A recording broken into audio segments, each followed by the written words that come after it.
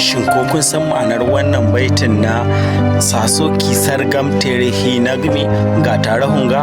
To ku biyo ni.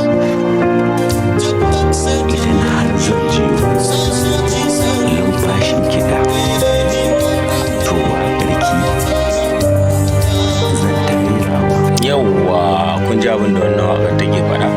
Jabtak Sajegi Sasoki Sargam Terehi Nagmi ga tare hunga, wato matukar har zan jiyo numfashin kiɗa, waƙar ki zan tarera, waƙoƙin ki zan tarerawa.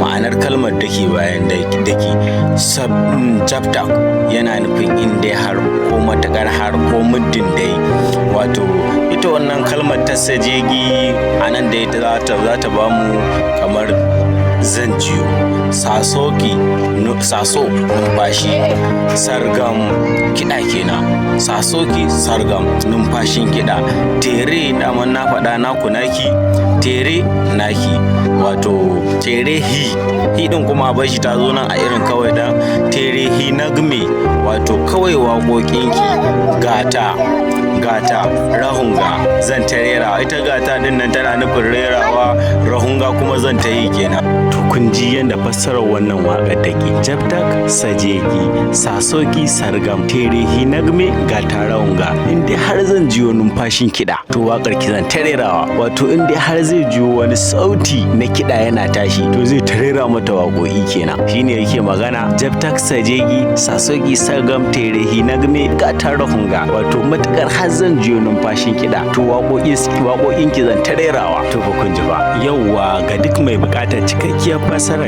ya mana subscribe, ya mana liking, ya mana hiya, kuma ya danna mana comment, kuma ya ba mu ra'ayinsa akan waƙar da yake so mu fassara mai a gaba. Nagode.